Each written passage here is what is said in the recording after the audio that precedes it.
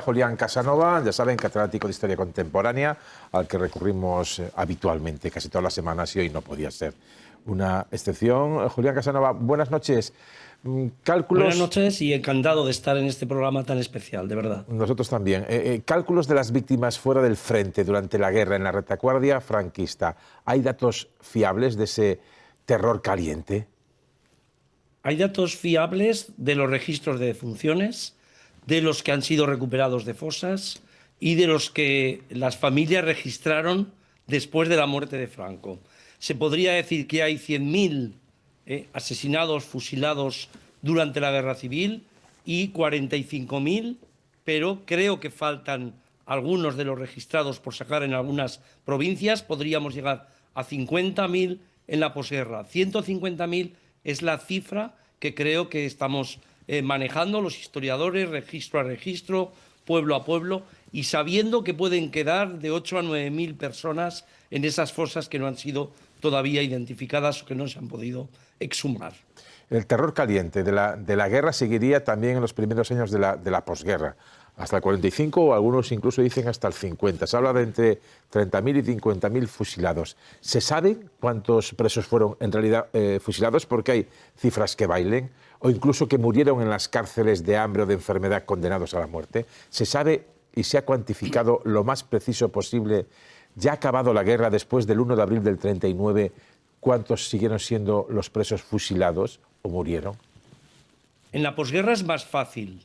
Es más fácil localizar a las personas que fueron fusiladas. Yo he llamado terror caliente al verano del 36, al otoño del 36, ese terror que no registra, ese terror que los deja abandonados en cunetas, en pozos, en minas, en fosas que ahora van apareciendo. En la posguerra, los fusilamientos no tienen garantías procesales, pero sabemos mucho de ellos. Hay juicios, repito, sin garantías, hay registros, y ahí es donde yo estaba planteando antes que hay localizados 45.000 fusilados en la posguerra. Hasta el 45-46 se dejó de matar en el 45 y en el 46 a ese ritmo tan grande, y se podría además decir que no sabemos con precisión, ahí sí que la precisión. Nos falta los muertos por enfermedad, por hambre, sobre todo por epidemias en la posguerra. Por ejemplo, hay un preso ilustre que fue el presidente de las primeras Cortes Constituyentes, Besteiro. Julián Besteiro, que muere humillado, lo matan de hambre, de enfermedad, en la cárcel de Carmona. Ahí hay un ejemplo que sabemos, pero como él hubo muchos que no son tan ilustres y no los conocemos. O Miguel Hernández, también, que fue, Miguel digamos, Hernández es otro ejemplo, otro ilustre claro. más o menos El de Miguel Hernández se ha dado, ha salido muchísimo y me alegro mucho de todo este proceso, pero creo que el de Julián Besteiro es muy significativo. Además, en una cárcel en la que había curas vascos presos. Además, él recurrió muchísimas veces, no le hicieron caso. Este es el proceso de la posguerra. Es un terror frío, es un terror dirigido desde arriba, por la causa militar, salvo en los primeros momentos cuando se entra en las ciudades. Es decir, la entrada de las tropas franquistas en Barcelona, la entrada de las tropas franquistas en Alicante, en Valencia, en Madrid, reproduce el terror caliente durante unos días sin registrar. Después los juicios, los paredones, los fusilamientos, esas garantías que no existen, pero matan, evidentemente conocemos mucho más. Y no es lo mismo para un familiar no tener ni siquiera un registro de defunciones que tener un juicio en el que sale delatores, informantes, donde el fiscal y el abogado hacen una farsa absoluta, pero hay mucha información y la familia evidentemente la tiene. Cuando no hay registro, no existe, no tiene absolutamente nada. Esa es la diferencia entre el terror caliente y el terror de la posguerra. La represión en la retaguardia republicana, en esos 3 años escasos de guerra, ¿hubo diferencias con el bando franquista? Siempre se ha dicho, en el bando nacional rebelde marcan las directrices de Mola, que hablaba de un golpe en extremo violento para anular la capacidad de respuesta del adversario. También hubo terror caliente, digamos, en la República, en la retaguardia. ¿Son similares? Las cantidades son muy inferiores en el bando republicano, pero ¿en qué se diferencian ¿En qué se parecen, en qué se diferencian, digamos, la represión en la retaguardia republicana con la represión en la retaguardia de la zona nacional? Esa es una pregunta clave porque la retaguardia republicana la hemos estudiado también de forma exhaustiva. El primer momento hay que tener en cuenta que el golpe de Estado de julio del 36 inaugura un periodo sin ley, sin obediencia a la ley, donde las armas sustituyen a la política, donde la vida no vale absolutamente nada. Y ese momento de sacas, paseos, coincide en las dos zonas. Es aprovechado en las dos partes en que divide el golpe de Estado a España por diferentes regiones, comunidades y provincias. En ese primer momento hay un terror muy similar que destruye a los enemigos de clase, que destruye a objetivos bastante prioritarios. Siempre se dice que en la retaguardia republicana había mucho incontrolado, pero hay que poner eso también un poco, hay que relativizar eso, porque también había un control clarísimo, se sabía a quién se perseguía y, por supuesto, en esos ajustes de cuentas, muchas veces desde arriba, también en aquel momento digamos que se estimulaban.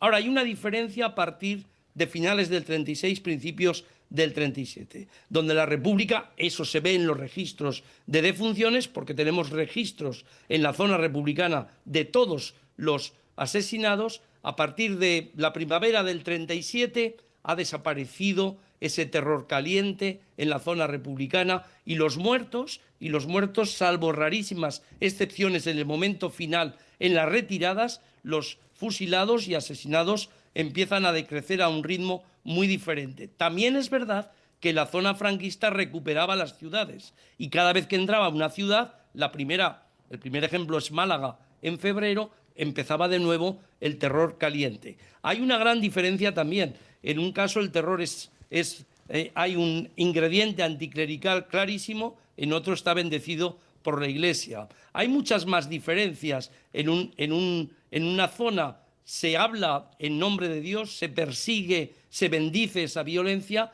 En la otra está clarísimo que conceptos de clases, luchas de clases, ideologías desempeñan un papel diferente. Pero este es el gran tema. A partir del 39 no hay muertos de posguerra asesinados por los republicanos. Y ahí empiezan 40 años que es un hilo conductor que ha empezado ya en el golpe del 36. Con lo cual, ¿hay que diferenciar claramente entre guerra y posguerra? Sí, pero lo que hay que diferenciar claramente es dónde afectó el golpe de Estado, dónde el golpe de Estado ni siquiera creó una guerra civil y fue una represión brutal. Castilla, León, Galicia, parte de Aragón es fundamental, y donde el fracaso del golpe de Estado condujo a un fenómeno revolucionario que al principio se llevó a la tumba a miles de personas.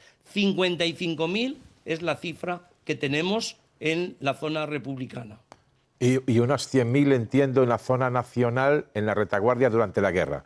Sería más o menos el cálculo. Esas 100.000 cifras y son más o 50.000. menos, esas cifras son más o menos definitivas. Bien. Luego vendrían los fusilamientos, esos 45.000 o 50.000 ya en posguerra, sobre todo al 45, ya estudiado hasta el 45, que es cuando cae Hitler, empiezan los juicios de Nuremberg y Franco decide que hay que dejar de matar en masa.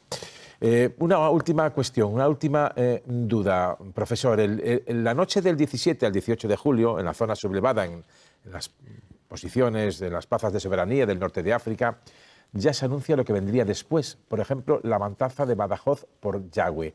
En ese periodo, desde las primeras matanzas en la zona nacional en el norte de África, a la columna que va subiendo con Yagüe hasta Badajoz, donde se hace una gran matanza, entre 2.000 y 4.000 personas republicanas civiles en la Plaza de Toros, avisa ya que lo que viene no va a ser el pronunciamiento de Primo de Rivera, sino una cosa absolutamente distinta.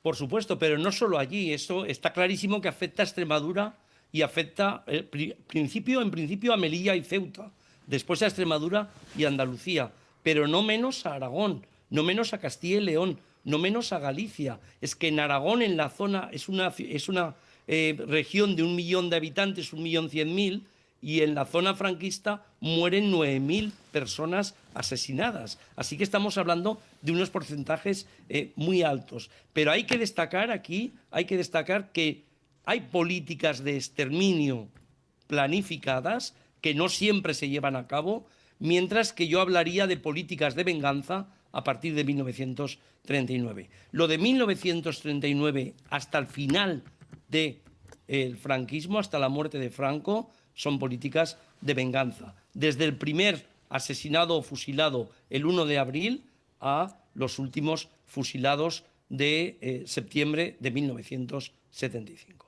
Pues aquí lo dejamos, profesor. Julián Casanova, como siempre, muchísimas gracias por abrirnos esta ventana con la historia. Normalmente lo hacemos todas las semanas, hoy lo hacemos de manera monográfica y con todo el sentido del mundo. Muchísimas gracias. Solo un último sí, apunte. Sí. La importancia que tiene en estos momentos de manipulación y mentira el conocimiento, los libros de investigación, la gente que ha hecho un esfuerzo por indagar y la gente que está haciendo buena gestión pública de esa investigación. Todo lo demás lo podemos saltar, la manipulación, las mentiras y sobre todo el gran engaño de que todos mataron igual y en el fondo una guerra civil es lo peor y que no se diferencia entre dictadura y guerra. La historia dice otra cosa. Pues por eso mantenemos esta ventana y le dedicamos tanto tiempo a la historia, porque se lo merece. Julián Casanova, catedrático de Historia Contemporánea, muchísimas gracias, muy buenas noches.